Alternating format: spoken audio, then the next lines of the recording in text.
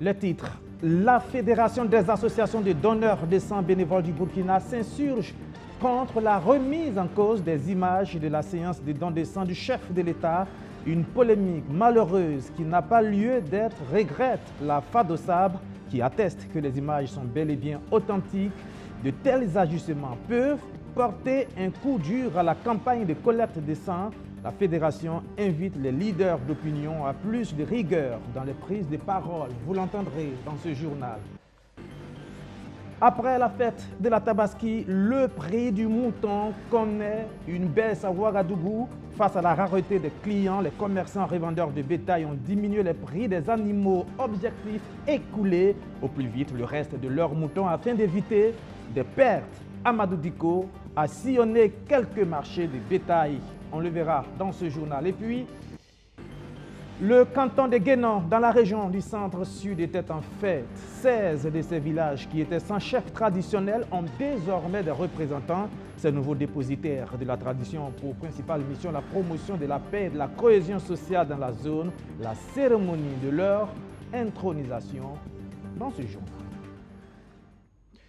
Voilà pour le sommaire. Bonsoir et bienvenue. La polémique née autour de la datation des images montrant le chef de l'État en train de donner son sang continue visiblement de faire réagir. Ce mercredi, la Fédération des associations de donneurs de sang bénévoles du Burkina dénonce une situation qui pourrait impacter la campagne de don de sang en cours. La FADOSAB a tenu par ailleurs à confirmer que les images en question sont bel et bien 16 du 14 juin dernier. Roméo Koyeta.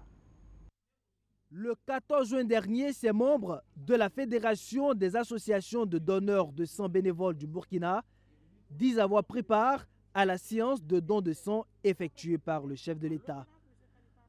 En tant que témoins oculaires donc, impossible pour eux d'accepter une remise en cause de ces images montrant le capitaine Ibrahim Traoré se faisant prélever du sang. Nous y étions tous, y compris les responsables du Centre national de transfusion sanguine. Et c'est sous nos yeux que le capitaine Ibrahim Traoré a effectué toutes les étapes recommandées en matière du don de sang avant de se prêter au prélèvement de son propre sang par les agents qualifiés à la matière. Nous sommes donc surpris et outrés de constater que des individus qui n'ont pas pris part à cet événement veuillent remettre cet acte de solidarité en cause. C'est une polémique qui n'avait pas lieu d'être si les acteurs qui l'entretiennent avaient pris le temps de vérifier, dira Jean Bosco Zoundi. Prétendre que ces images sont des archives datant d'un an est erroné, d'autant plus que l'année dernière, le chef de l'État ne s'est pas prêté à l'exercice, explique le conférencier, pour qui ce genre de déclaration infondée peut porter un coup dur à la campagne de collecte de sang. Si la FADOSAB se trouve aujourd'hui profondément blessée par cette polémique, c'est parce qu'elle ternit l'image de nos activités. Et il ne fait aucun doute que cette polémique porte préjudice aux activités de la FADOSAB, car elle décourage les donneurs de sang et l'ensemble des acteurs qui œuvrent quotidiennement pour rendre disponible le sang dans nos formations sanitaires. Le président de la Fédération des associations de donneurs de sang invite alors les leaders d'opinion à savoir raison garder, surtout en ces temps qui courent, avec une prolifération incontrôlée de la désinformation. Malgré cette polémique, la campagne de collecte de poches de sang, elle, continue. Et les agents de la Chambre de commerce et d'industrie se sont pliés à l'exercice objectif obtenir 150 poches de sang. Amadou Diko, reportage. Donner son sang, c'est sauver des vies. L'exemple est donné à la CCBF, Chambre de commerce et d'industrie du Burkina Faso. Le directeur général de l'institution donne ici une partie de son sang. Objectif, contribuer à réduire la pénurie du liquide précieux dans les centres de santé. Nous avons répondu au cri de cœur de SOS Sang qui a toujours manifesté son besoin de voir pas mal de structures s'engager dans la collecte de sang au bénéfice des nombreux malades de nos hôpitaux. Et aussi, nous savons que nous entrerons bientôt dans la période de paludisme au Burkina, où le besoin de sang se fera énormément sentir dans nos différentes infrastructures hospitalières. Environ 150 poches de sang sont attendues pour cette opération. Et pour réussir le pari, l'ensemble des agents de la CCBF est mobilisé. Je donne mon sang ce matin pour pouvoir sauver des vies, des enfants, des femmes enceintes et tous les malades du Burkina Faso. Je pense que c'est un geste noble et c'est vraiment nécessaire pour le développement, pour la santé humaine. C'est pour ça que je donne mon sang ce matin. Je pense quand même que mon sang va quand même contribuer à sauver des vies. Voilà, et je le donne de façon volontaire. C'est en marge des activités commémoratives des 76 ans d'existence de la CCBF célébrée le 11 juin dernier que ce don de sang est organisé. Dans ce journal également, ce prix obtenu par l'ASCELC à travers la distinction de son ancien patron, je m'avais voulu le communiqué qui sanctionne cette distinction. L'ASCELC dit ceci: l'autorité supérieure de contrôle d'État et de lutte contre la corruption a l'honneur d'informer le public et l'ensemble des citoyens burkinabés qu'elle a reçu le prix de la meilleure autorité de contrôle et de lutte contre la corruption en Afrique à travers la distinction de l'ancien contrôleur général d'État Philippe Néry Couton-Nyon lors de la 3e édition du prix Optimum du service public africain APSOA tenu à Accra le 5 juin 2024. Les prix APSOA sont destinés à récompenser des autorités anticorruption ou des fonctionnaires émérites de ces institutions. En effet, cette prestigieuse, disent la SE, distinction vient couronner les initiatives et les résultats significatifs obtenus par l'institution dans sa mission et témoigner de l'engagement et des efforts constants déployés dans la lutte contre la corruption, la promotion de la transparence et la bonne gouvernance au Burkina Faso. La suite de ce journal, vous l'avez bien constaté, leur prix s'était envolé à la veille de la Tabaski. Eh bien, à la fête, c'est visiblement solde généralisé pour les prix des moutons. Notre reporter a sillonné quelques marchés, rencontré quelques revendeurs. Écoutez-les, c'est bien le moment de faire de bonnes affaires si vous voulez encore manger du mouton. Amadou Diko. 48 heures après la fête de l'Aïd el-Kébi, le prix du mouton est en baisse à Ouagadougou. C'est le cas dans le marché à bétail de Kilouin.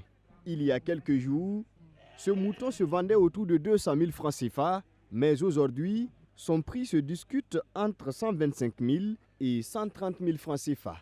Comme la fête est passée, maintenant là, il faut qu'on baisse le prix un peu pour qu'on va liquider le reste là. Sinon ça reste là, c'est temps de la plus là, ce mouton là ça gâte. On vendait ça à la moins de 130, 140. Comme maintenant la fête est passée, on peut vendre ça à la moins de 120, 115. Seydou Semporé aussi a revu à la baisse les prix de ses animaux. Pour lui, cette baisse vise à attirer la clientèle qui commence déjà à se faire rare depuis la célébration de la Tabaski. Vous voyez qu'il y a beaucoup de moutons même qui sont restés. C'est forcément de diminuer. Si tu n'es pas diminué, il va mourir ici, puis tu ne peux rien gagner encore. Il faut que tu diminues, tu fais cacher son prix. Tu peux avoir un peu de l'argent aussi. Le lendemain, tu veux partir au marché pour chercher. Bon, ça c'était 70 000. Mais à l'air, la chute est payée, c'est 65 000 on donne. Même son de cloche au marché à bétail de Tanguay. Ici également, le prix du mouton a chuté. Pour le président de cet espace de vente du bétail, cette baisse est normale. Il faut réduire les prix afin de pouvoir écouler rapidement au risque de faire face à d'autres charges liées notamment à l'alimentation du bétail, ajoute-t-il. Le prix du bétail avant et après les fêtes n'est pas le même. Le mouton qui se vendait à 200 000 francs CFA, lors des fêtes, se négocie aujourd'hui à 150 000 francs CFA. Les moutons de 100 000 francs CFA sont vendus maintenant à 75 000 francs CFA. Il n'est pas exclu que les prix connaissent une hausse plus tard. Pour cette fête de la Tabaski, Yacouba Savadogo dit avoir vendu 58 moutons sur un total de 60 têtes au départ. Ce qui n'était pas évident au regard du marché qui est morose. Il y a des commerçants qui ont toujours des animaux qu'ils n'ont pas pu écouler.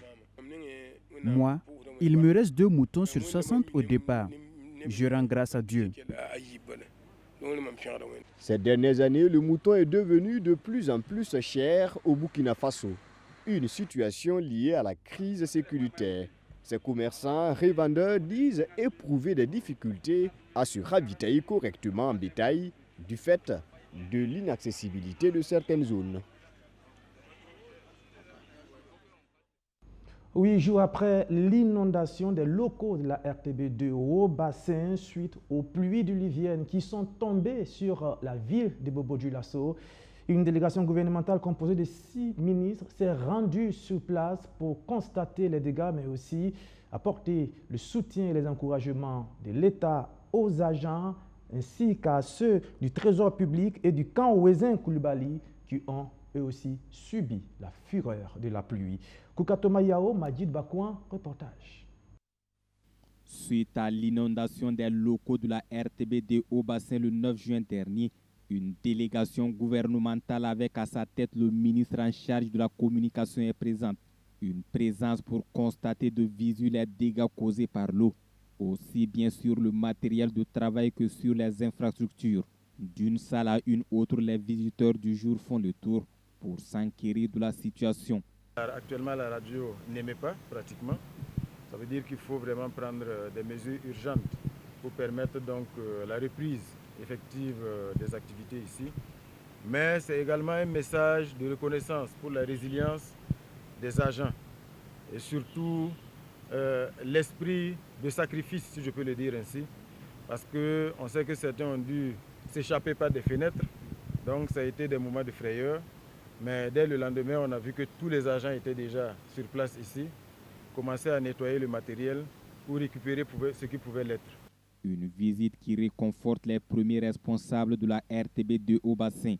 Les équipes techniques et administratives sont mobilisées pour minimiser les interruptions de service, selon le directeur régional de la RTB2 au bassin. Déjà, si vous êtes dans des problèmes et que les premières autorités font le déplacement pour apporter leur soutien, leur reconnaissance, et ils parlent même de résilience des agents, je crois que c'est très important. Ce sont des mots qui encouragent, des mots qui galvanisent et des mots qui vous permettent d'aller de l'avant. Après la RTB2 au bassin, la délégation met le cap sur le camp Ouezin Koulibaly. Ici, les membres du gouvernement visitent certains ouvrages qui méritent d'être entretenus. Des instructions ont été données pour une solution durable face au risque d'inondation. Dans un tout autre registre, il y a 3 décennies se produisait au Rwanda l'indicible, l'innommable, le génocide rwandais qui avait fait des millions de morts. Eh bien, 30 ans plus tard, la communauté rwandaise vivant au Burkina Faso rend hommage aux victimes. Reportage Leila Yamba, Roméo Koyeta. Une marche silencieuse des enfants rwandais en mémoire des victimes du génocide de 1994 dans leur pays. La Kwibuka 30, mémoire en langue rwandaise, est une occasion de se souvenir du million de Rwandais brutalement assassinés en 100 jours, il y a de cela 3 décennies, et de célébrer dans le même temps la résilience de ce peuple qui a su se remettre debout après ce terrible massacre. Nous n'oublierons jamais les victimes de ce génocide. Nous n'oublierons jamais non plus la vaillance et la résilience de celles et ceux qui en ont échappé, dont le courage et la volonté de pardonner restent un éclair de lumière et d'espoir au plus sombre de ce chapitre de l'histoire de l'humanité. Ce 30e anniversaire commémoré à Ouagadougou est une initiative de l'ambassade de la République du Rwanda, accrédité au Burkina Faso avec résidence au Nigeria, en collaboration avec la communauté rwandaise vivant dans la capitale burkinabé. Il se tient autour du thème « Mémoire, unité, renouveau ». Cette commémoration vise à honorer la mémoire des victimes, à rendre un hommage aux rescapés du génocide et à réaffirmer notre profond attachement aux valeurs de justice, et de paix. C'est aussi une occasion de rappeler le devoir qu'ont toutes les nations et la communauté internationale de combattre le négationnisme et le révisionnisme du génocide. De nombreuses personnalités burkinabées et rwandaises ont pris part à cette commémoration hautement symbolique. Le ministère en charge des Affaires étrangères, en marquant de par sa présence cette 30e commémoration du génocide perpétré contre les Tutsis en 1994 au Rwanda, voudrait une fois de plus exprimer toute sa solidarité au peuple frère du Rwanda en cette douloureuse circonstance.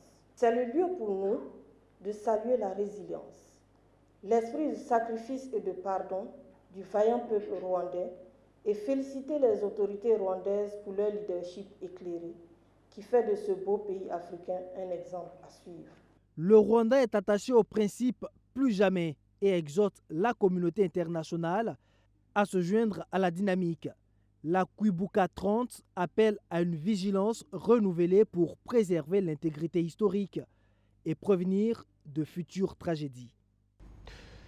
En 25 ans d'existence, l'École supérieure de commerce et d'informatique de gestion a produit près de 2500 diplômés qui sont sur le marché de l'emploi. D'autres ont déjà trouvé de l'emploi.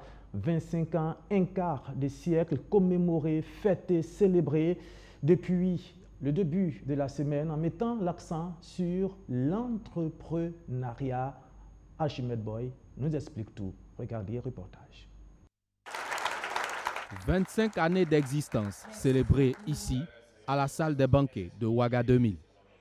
Pour les promoteurs de l'École supérieure de commerce et d'informatique de gestion, ESCO-IGES, l'ambition d'avoir au Burkina Faso une formation de haut niveau en sciences de gestion qui soit intégrée au monde économique est désormais une réalité. Nous rendons grâce à Dieu pour le chemin parcouru parce qu'aujourd'hui nous avons mis sur le marché environ 2500 cadres que nous retrouvons dans les plus grandes entreprises du Burkina et aussi à l'international.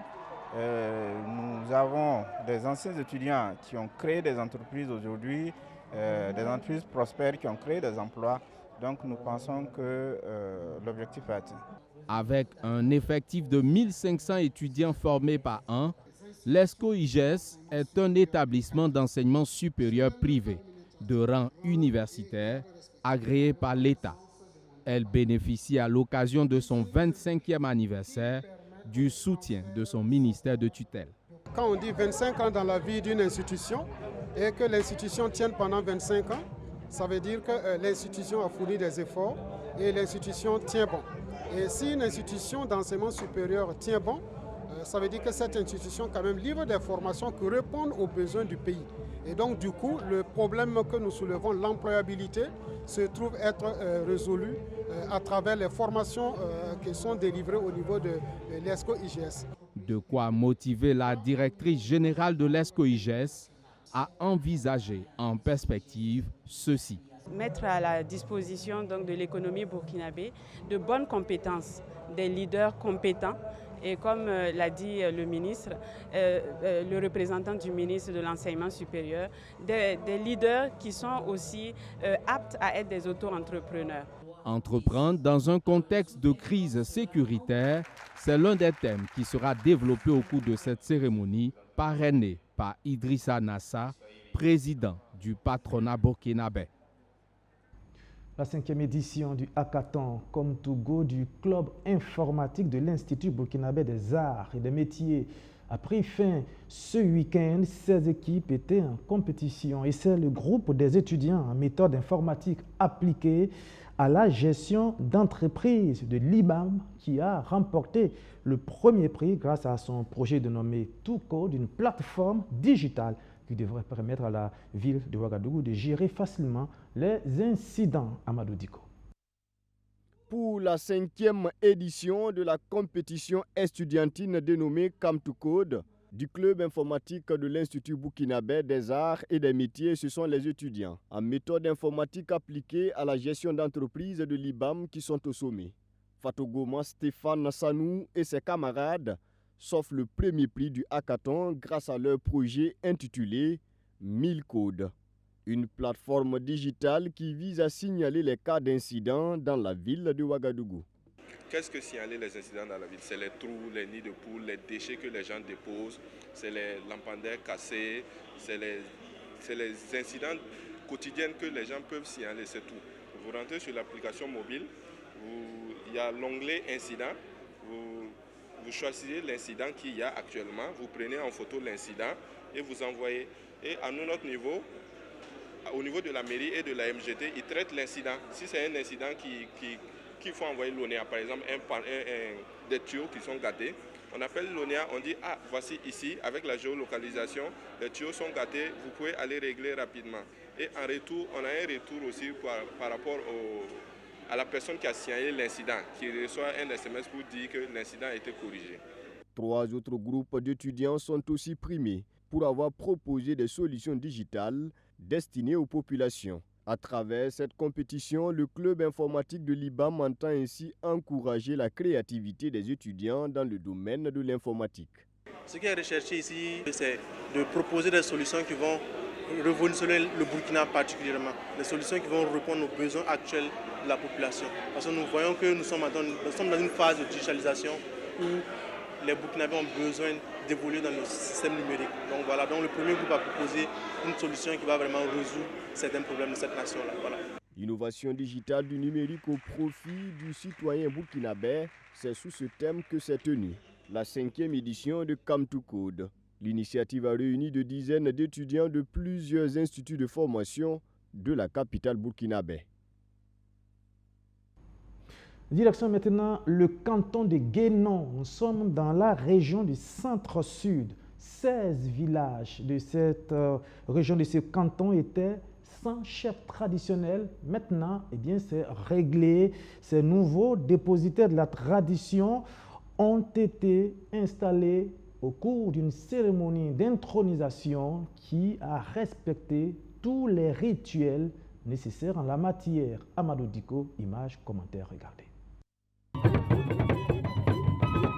Dans le canton de Guénon, commune de Tchébélé, dans le centre-sud du pays, le 25 mai restera à jamais une journée mémorable. 16 des 18 villages du canton, jusque-là sans chef traditionnel, ont désormais leurs représentants. Devant notabilité coutumière et religieuse, ces nouveaux dépositaires de la tradition reçoivent leurs attributs des mains de Pessoura, le chef suprême du canton de Guénon. Ils ont pour principale mission la consolidation de la paix et de la cohésion sociale. C'est une tradition de nos ancêtres. Avant, les chefs étaient désignés par les chefs suprêmes et les notables. Mais aujourd'hui, nous avons proposé aux populations elles-mêmes, de concert avec les notables, de choisir leur premier responsable. Si dans un village, il n'y a pas de leader, ce n'est pas bien. Notre chefferie est basée sur l'entente et j'invite les chefs à promouvoir cette valeur. Ces nouveaux leaders coutumiers disent mesurer la tâche qui les attend.